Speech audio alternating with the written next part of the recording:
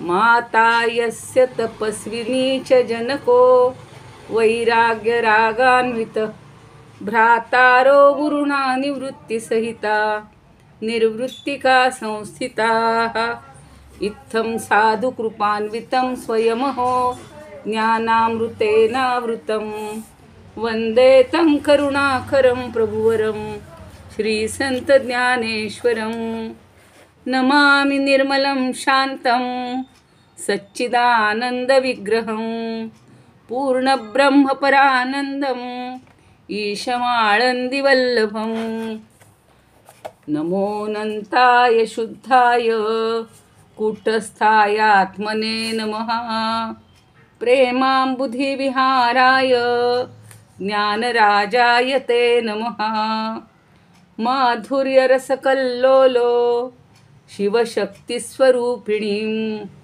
अमृतानुभवार्थाय वंदे ज्ञानेशनंदिनीम्. आपण जी काल गुरुपरंपरा पाहिली ती पण रोज म्हणत जाऊया.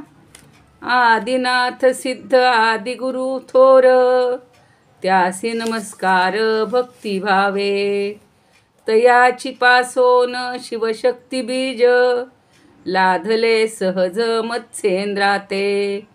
मत्स्येंद्राते दिले गोरक्षाला गोनी गोरक्षे गहिनी धन्य केला गहिनीनाथे बोध केला निवृत्ती उपदेशी ज्ञानदेव शिष्य देव चूडामणी पुढे झाले मुनी गुंडाख्यादी रामचंद्र प्रसिद्ध मुनींद्र विश्वनाथ योगसार ऐसे परंपरा प्राप्त सद्गुरु गणनाथ देई मज स्वामी म्हणे झाले कृतार्थ जीवन सद्गुरु चरण उपासिता ज्ञानेश्वर महाराज की जय. पंढरीनाथ भगवान की जय. सर्व श्रोत्यांना आणि अमृतानुभव भक्तांना सादर वंदन. आज आपल्या कसोटीचा क्षण असतो. असं काहीतरी होतच असतं.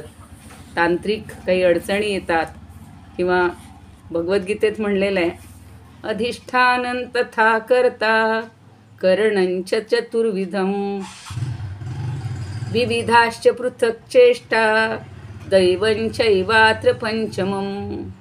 अधिष्ठान लाभलेलं आहे. भगवंताचं अधिष्ठान आहे किंवा आपल्याला निवासस्थान आहे ते अधिष्ठान आहे. कर्ता पण आहे.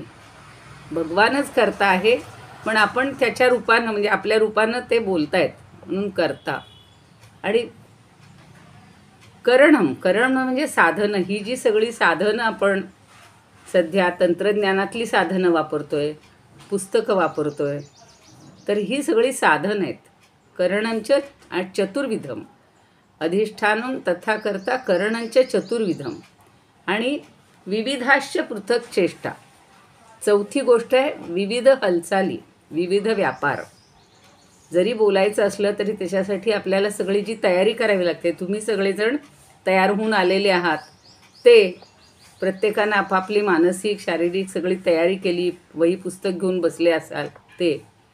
पण सगळ्यात महत्त्वाचं आहे दैव ही जी पाचवी गोष्ट आहे ना ही आपली कसोटीची असते आणि आपण नाराज नाही व्हायचं. आता मी 5ला 5 कमी असल्यापासून ओपन करून बसलेली आहे. म्हणजे 7 मिनिट कमी असल्यापासून की आपल्याकडून उशीर नको. सगळी पुस्तकं वगैरे उघडून ठेवलेली आहेत. पण त्या दैवामुळं काहीतरी वार असेल नक्षत्र असेल कुठेतरी अडचणी येतात किंवा सॅटेलाईटच्या अडचणी असतात तर त्या सगळ्यांना आपण मात करून ज्ञानदेवांना पुन्हा वंदन करूया. भगवंताला वंदन करूया. आजची काल जे आपण 5 नुसत्या पहिले श्लोक वाचलेले होते. आश्चर्य आहे की मंगलाचरणात ज्ञानदेवांनी 5 श्लोक गायलेले आहेत. संस्कृत गायलेले आहेत. त्या संस्कृत रचलेले आहेत आणि त्याच्यामध्ये त्यांनी आपल्या गुरूंनाच महत्त्व दिलेलं आहे. अर्थातच निवृत्तीनाथांना. काल जे कुणी आले नसतील त्यांना 1 मिनिटात फक्त सांगते की हा ग्रंथ कसा जन्माला आला का निर्माण झाला. एवढी मोठी ज्ञानेश्वरी 9000 ओव्यांची सांगितल्यानंतर चांगदेवांच्या रूपानं 65 ओव्या सांगितलेल्या आहेत, त्या नंतर सांगितल्या असतील कदाचित. पण हे सगळं जे ज्ञान आहे हे ज्ञानदेवांनी भगवद्गीतेच्या आधारानं सांगितलेलं होतं, ज्ञानेश्वरीचं ज्ञान. पण निवृत्तीनाथांनी विचारलं की अरे ज्ञाना, हे सगळं तू भगवंताच्या आधाराने, भगवंतानी जी गीता सांगितली त्याच्या आधाराने तू बोललास, पण तुला जो अनुभव आलेला आहे हे सगळं सांगत असताना किंवा तुझ्या चिंतनातून, तुझ्या मननातून तुला जो खरा अनुभव आलेला आहे ते अनुभवाचं अमृत तू सगळ्यांना द्यायला पाहिजेस. आणि त्या प्रेरणेनं, लगेच काल खूप संवाद आपण वाचला, ऐकला, तर त्या प्रेरणेनं ज्ञानदेवांनी आता हे अनुभवामृत, ज्याला अमृतानुभव म्हणून जे रूढ झालं, जसं ज्ञानेश्वरी हे नाम भावार्थ दीपिकेच्या ऐवजी रूढ झालं. आता सगळ्यांना भावार्थ दीपिकाऐवजी ज्ञानेश्वरी लक्षात येते, कोणी ज्ञानदेवी असंही म्हणतात. तसा आता हा अमृतानुभवचा जो पहिला श्लोक आहे तो त्यांनी आपल्या गुरूंना समर्पित केलेला आहे. पुन्हा एकदा मी वाचते, ज्यांच्याकडे पुस्तक असतील त्यांनी त्याप्रमाणे मनातल्या मनात किंवा आपापल्या घरात तुम्ही मोठ्यांदा वाचू शकता. पहिला श्लोक असा आहे, यदक्षरम अनाख्येयमानंद मजमे कवलम मज केवलम. यदक्षरम अनाख्येय मनाख्येयमानंद मज केवलम. श्रीमन्निवृत्तीनाथेती ख्यातम दैवतमाश्रये. त्यांचं दैवत कोण आहे तर निवृत्तीनाथ. पण ते निवृत्तीनाथ कसे आहेत, आपण एक फक्त त्यांचे मोठे बंधू, ज्येष्ठ बंधू म्हणून त्यांच्याकडं पाहतो, पण ज्ञानेश्वरांच्या दृष्टिकोनातून ते एक तत्व आहे, गुरुतत्व आहे. आणि ते कसं आहे, प्रत्येक शब्दाचा अर्थ समजूया. यत, यत म्हणजे जे. अक्षरम, जे अक्षर आहे, अक्षराचा अर्थ काय की ज्याचा नाश होत नाही असं अक्षरम. आणि पुढं सांगितले म म्हणजे तिथे संधी असतो. अक्षरम अनाख्येयम. अनाख्येयम म्हणजे जे सांगता येत नाही असं, ज्याचं वर्णन करता येत नाही असं. म्हणजे अक्षर म्हणजे ज्याला अक्षर म्हणजे नाश नाही असं, नाश पावणारं नाही. आणि जे अनाख्येयम म्हणजे सांगता येत नाही, वर्णन करता येत नाही. कसं, आता ज्या वेळेला आपल्याला बोलता येत नाही, काही वेळेला अडचण असते, आत्ता समजा तसं झालं, पण आपण लिहून काढतो, म्हणजे सांगतो. वाणीनं नाही लिहिता आलं तर शब्दांनी, शब्दांनी आणि वाणीनी ज्याचं वर्णनच करता येत नाही असं जे आहे ते अनाख्येयम. आपण आख्यान शब्द आपल्याला सगळ्यांना माहिती आहे. आख्य म्हणजे बोलणे आणि अन म्हणजे नाही, ज्याच्याबद्दल बोलताच येत नाही असं हे तत्व आहे. आणि पुढं ते कसं आहे, आनंदम. सगळ्यात महत्त्वाचा शब्द आहे की आपल्याला हा जो आता आनंदाचा अनुभव घ्यायचा आहे, आनंदामृत. अमृता, एकदा जर अमृत आपल्याला प्राशन करायला मिळालं तर आपल्याला मृत्यूची भीतीच नाही ना. त्यामुळं आनंदम जे आनंददायक आहे, आनंदम आनंद देणार आहे, द म्हणजे देणार. आणि पुन्हा अज, अजून एक शब्द आहे अज. ज म्हणजे जन्माला आलेलं आणि अ म्हणजे नाही, ज्याला उत्पत्ती नाही, जे जन्माला आलेलं नाही, म्हणजे ज्याला नाश पण नाही. जर निर्माण झालं तर त्याला नाश असतो. आता हे परमात्मा तत्व जसं निर्माण झालेलं नाही, बाकी सगळं विश्व निर्माण झालेलं आहे. 14 ब्रह्मांड, ज्याला 14 भुवनांचं राज्य म्हणतात, तेही निर्माण झालेलं आहे. पण हे जे तत्व आहे हे कसं आहे, अज आहे, निर्माण झालेलं नाही, ते मुळातच आहेच. पूर्वीही होतं, आजही आहे आणि आपल्या सृष्टीच्या नाशानंतर सुद्धा जे असतं म्हणून त्याला अज म्हटलेलं आहे, नाशही नाही. आणि केवलम, केवळ, केवळ जे अविनाशी आहे अशाचं वर्णन करताच येत नाही, म्हणून त्यांनी त्याचं नाव सांगितलं, श्रीमत निवृत्तीनाथ इति ख्यातम. ते श्री निवृत्तीनाथ या नावाने ख्यात म्हणजे प्रसिद्ध आहे. अशा दैवताला दैवतम आश्रय, त्याचा मी आश्रय घेतो. अशा दैवताचा मी आश्रय घेतो. आपण कुठल्या दैवताचा आश्रय घेतो, नोकरी करत असू, कामाला जात असू, व्यवसाय करत असू, तर आपल्यापेक्षा जे कोणी ज्येष्ठ आहेत, श्रेष्ठ आहेत, त्यांचा आपण आश्रय घेतो.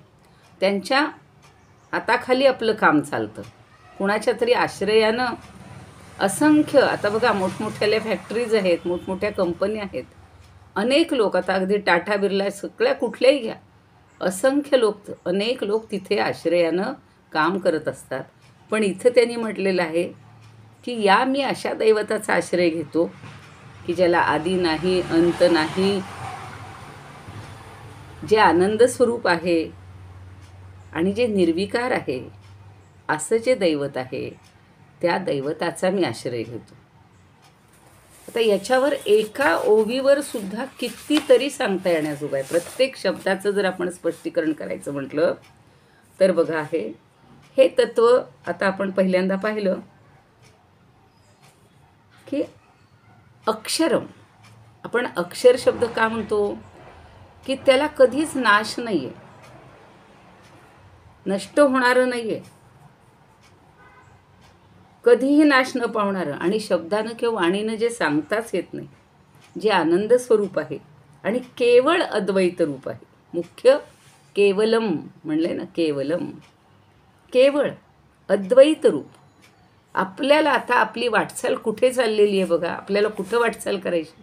आपण आत्तापर्यंत द्वैतात आहोत. आत्तापर्यंत चांगदेव 65 शिकल्यानंतरही शेवटचं ज्ञानदेवांनी काय सांगितलं होतं की आत्तापर्यंत मी तुला, तुझा आत्मा वेगळा, माझा आत्मा वेगळा मानत होतो. आता तू आणि मी दोघंही आत्मरूपच झालेले आहोत.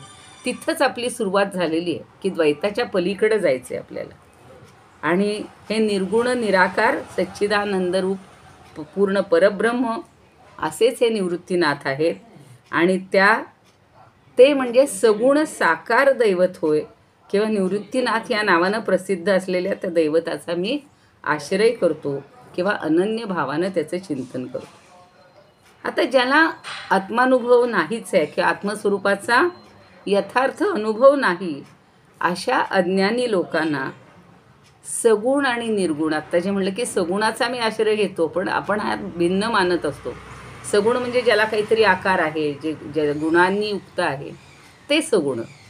पण आपल्या संतांनी काय म्हणले, सगुण निर्गुण हे तू गोविंदू रे तुझ, सगुण म्हणू की निर्गुण रे. तेच इथं सांगतात की आता त्यांना सगुण आणि निर्गुण ही दोन भिन्न रूपं वाटतच नाहीत ज्ञानी माणसाला. आपल्याला सुद्धा ज्या वेळेला हा सगळा द्वैताचा पसारा खोटा वाटेल, ज्ञानेश्वरीत तर किती वेळा ज्ञानदेवांनी समजावून दिलेलं आहे की कधीतरी आपली अशी एक पायरी येते, अशी आपली उंची येते की आपल्याला हे सगळं द्वैत नकोसं वाटतं, संपून जातं द्वैत. आणि आत्मस्वरूप यथार्थ कळलं की मग सगुण आणि निर्गुण ही भिन्न नाहीच आहेत. संपूर्ण हा अनुभवामृत किंवा अमृतानुभव ग्रंथ हा अद्वैतावर आधारित आहे, अद्वैत आहे सगळीकडं. आता आपण शिवशक्तीचं तर इतकं सुंदर वर्णन केलेलं आहे, पाहणार आहोत. पहिलं प्रकरण तेच आहे. आणि श्रुती म्हणजे वेदांमध्ये सुद्धा ब्रह्म कसं सांगितलेलं आहे, अद्वैत सांगितलेलं आहे. त्याला वस्तू म्हणले. नेहमी आपण वस्तू शब्द व्यवहारात खाण्यापिण्याच्या आपल्या ज्या काही साधनं असतात या सगळ्याला वस्तू म्हणतो. पण ज्याला चिरंतन अस्तित्व आहे अशी एकच वस्तू आहे आणि ती म्हणजे परब्रह्म परमात्मा. आणि ह्या बाकी सगळ्या ज्या आहेत या अवस्तू आहेत. आपण उलटं करतो, ज्या अवस्तू आहेत त्यांना वस्तू म्हणतो. आणि ज्ञानदेवांनी एकमेव वस्तू सांगितलेली आहे, ती म्हणजे ब्रह्मवस्तू. तिच्यापासून या जगात दुसरी कुठली वस्तूच नाही आहे असा ज्ञानीपुरुषांचा अनुभव असतो. आणि त्यामुळं त्यांना सगुण निर्गुणात भेद वाटत नाही. मग अज्ञान जे आहे त्या अज्ञानाच्या उपाधीला काही हेच नसतं, म्हणजे ज्ञानाला मर्यादा नाही आहे. ज्ञान हे अमर्याद आहे आणि त्यामुळं त्या ज्ञानी माणसाला हे सगुण निर्गुण हे दोन्ही एकच वाटतात, एकरूप वाटत असतात, असं सगळं आहे. मग ज्यांना हे ऐक्य वाटतं, ज्यांना ऐक्य समजत नाही, ते अद्वैती ज्ञानी नाहीच आहेत, त्यांना अज्ञानी समजायचं. एखादा खूप, आता आजच सकाळी ऐकलं की सगळे वेद, तिन्ही वेद येत असतील, खरं म्हणजे एक वेद शिकणं आयुष्यभर सुद्धा ते अवघड असतं बरं का. पण तिन्ही वेदांचा ज्यांनी अभ्यास केलेला आहे असा जो त्रिवेदी आहे, पण त्याच्या ठिकाणी जर द्वैत असेल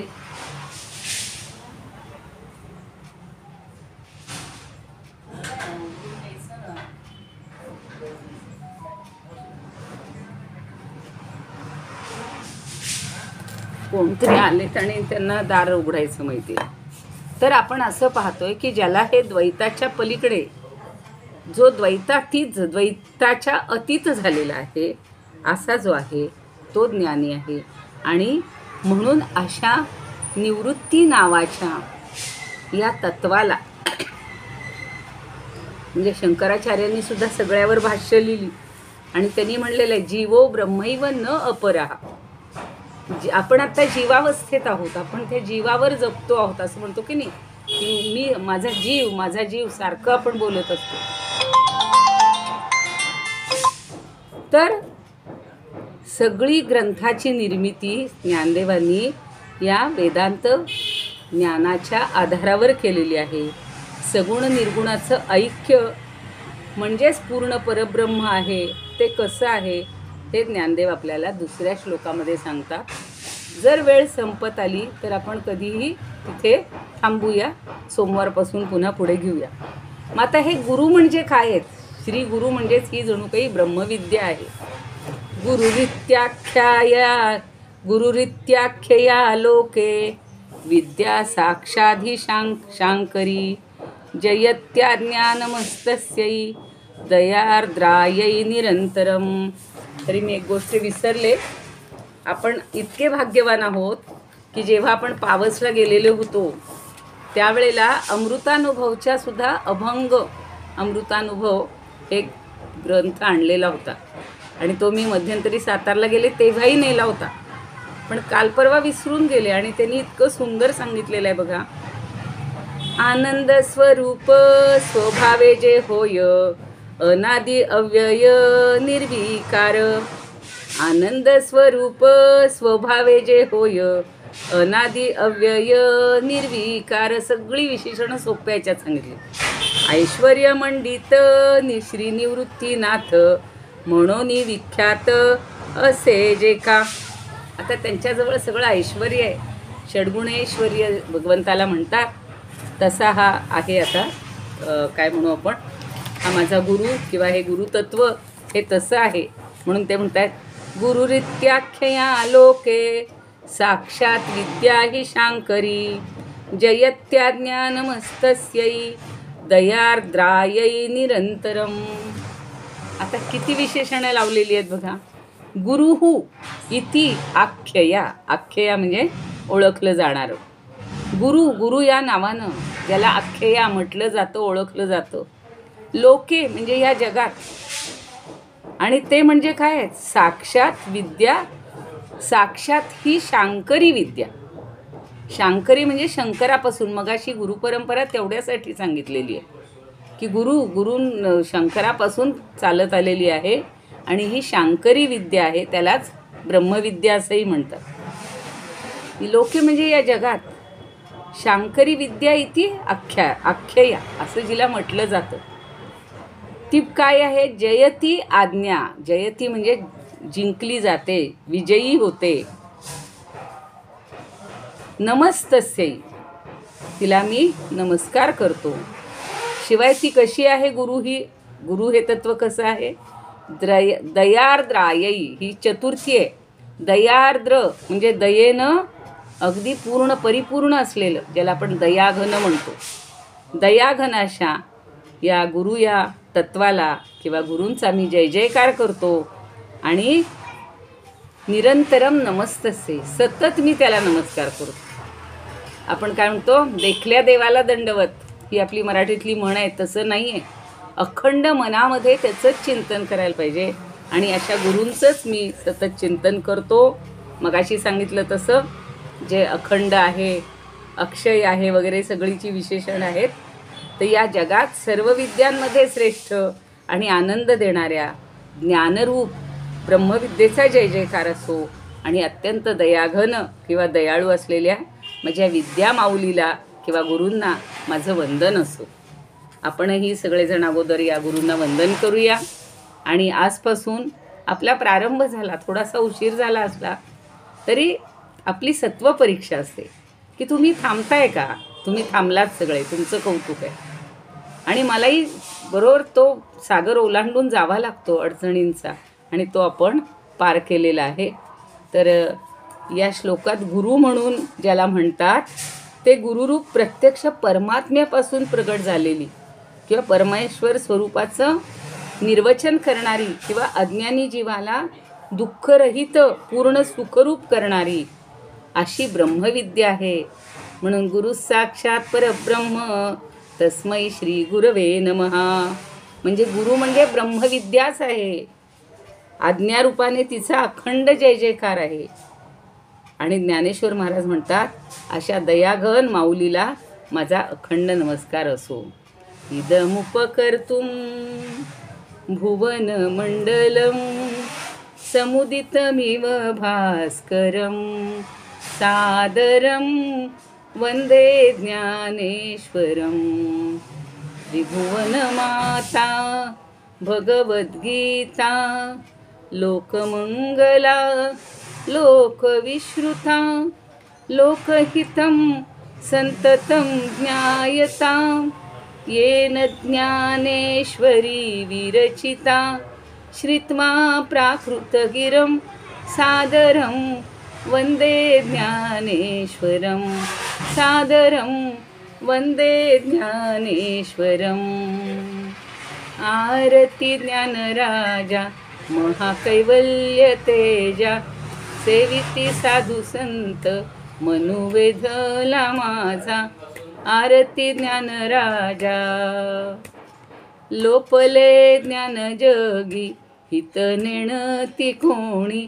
अवतार पांडुरंग नाव ठेविले ज्ञानी. आरती ज्ञानराजा कनकाचे ताट करी उभ्या गोपिका नारी. नारद तुंबरू हो सामगायन करी.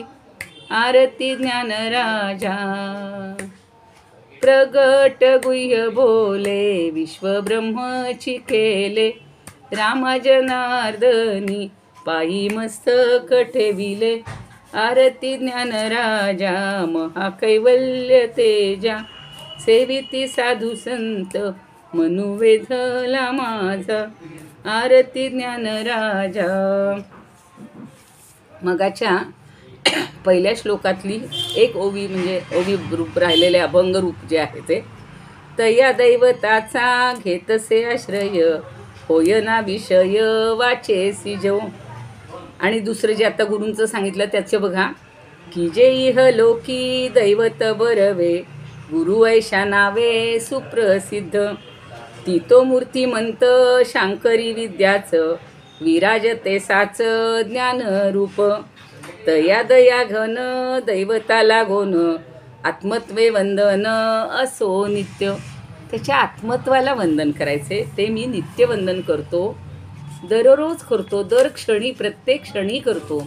असं आपल्याला ज्ञानदेवांकडून जर काही शिकायचं असेल तर गुरुतत्व त्यांनी केवढं श्रेष्ठ केलेलं आहे. म्हणजे गुरु हे आपण नुसतं म्हणतो श्लोक, गुरुर्ब्रह्मा गुरुर्विष्णू गुरुर्देवो महेश्वरः गुरु साक्षात परब्रह्म तस्मै श्री गुरवे नमहा.